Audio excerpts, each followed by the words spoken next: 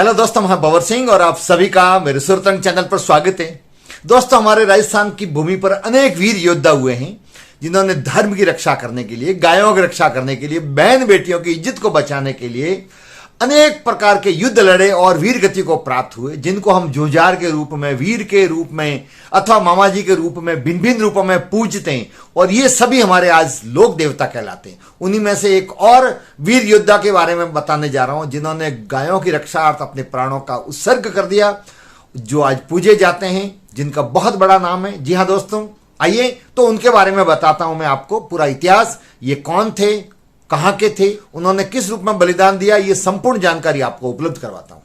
दोस्तों, जैसलमेर के महारावल विजयराज लांगा के चौथी पीढ़ी में जाकर के हुए कांगड़ के पुत्र हुए जिनका नाम था पनराज। पनराज बचपन से बहुत ही वीर, होनहार और प्रतिभाशाली, अद्भुत वीरता वाले योद्धा थे।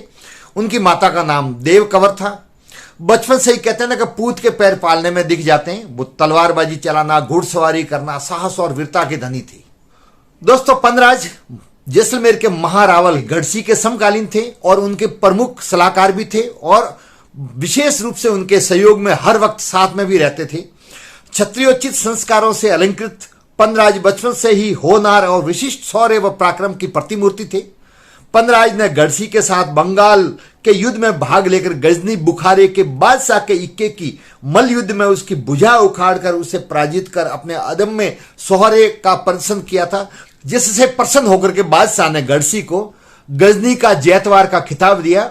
और यह उनके वीरता और साहस की बदौलत मिला, जिसमें महती भूमिका रही थी पनराज की।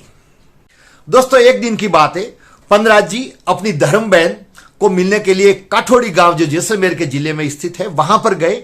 वहां पर उनकी एक पालीवाल ब्राह्मण बाला थी, वो धर्म बहन की हुई थी। लेकिन जैसे ही वो गांव के अंदर गए तो देखा कि गांव के अंदर तो चीख पुकार मची हुई है।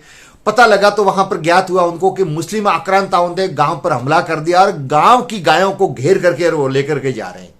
अब भला वीर क्षत्रिय योद्धा पनराज ये कैसे देख सकता था? उनकी बाहें फड़कने लग गई।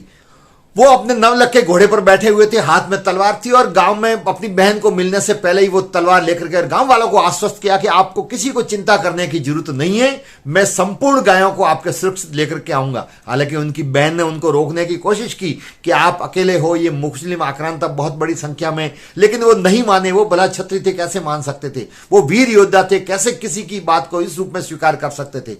वो गए, जाने के बाद भयंकर लड़ाई लड़ी, अनेकों को अपनी तलवार के वार से मौत के घाट उतारा और आखिरकार गायों को घेर करके और वो लेकर के आए।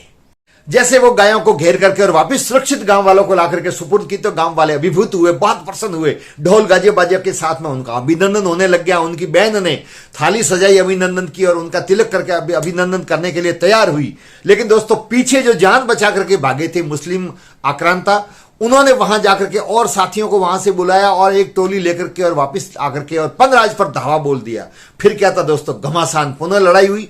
उस लड़ाई के अंदर पीछे से वार करने के कारण, धोखे से वार करने के कारण से पनराज जी का सर है वो धड़ से अलग हो गया।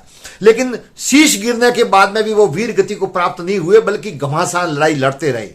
दोस्तों, शीश कट जाने के बाद में भी पनराज जी धड़ाधड़ लड़ते रहे, तलवार दोनों हाथों से चलाते रहे और मुगलों के मुस्लिम आक्रांताओं को वहां से भगाया और वहां से 12 कोस दूर जाकर के और उनका धड़ वहां पर गिरा। और वो स्थान था दोस्तों आज वर्तमान में पाकिस्तान में बहावलपुर।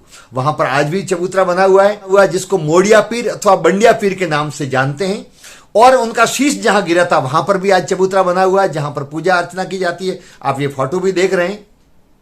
इस प्रकार दोस्तों, अदम्य साहस और वीरता का परिचय देते हुए शीश कटने के बाद में भी धड़ लड़ता हुआ मुस्लिम आक्रांताओं को मार भगाया और अपने भाटी कुल का उन्होंने गौरव बढ़ाया। दोस्तों, पनराज जी की महती भूमिका रही थी गढ़सी को महारावल बनाने में जैसलमेर का, और उससे प्रसन्न होकर के महारावल गढ़सी ने उनको सोनार दुर्ग में एक बुर्ज, सूली डूंगरी पर स्थित बुर्ज प्रदान की थी। यही नहीं दोस्तों, महारावल गढ़सी ने पनराज को घोड़े पर बैठ करके कहा कि तुम पूरे दिन के अंदर जितना घोड़ा घुमा सकते हो घुमा लो, वो सभी जागीरी तुम्हारी होगी। तो पनराज जी ने घोड़े पर बैठ करके 45 कोस पूरे दिन के अंदर भ्रमण किया। वो 45 कोस तक की जागीरी उनको प्रदान की गई।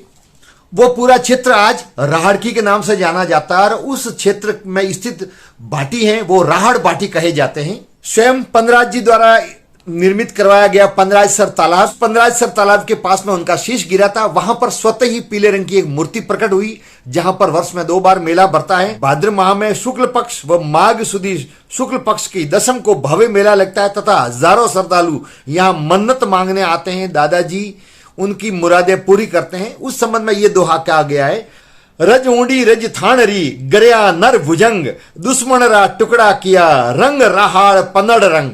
ये दोहा वहां आज भी प्रचलित।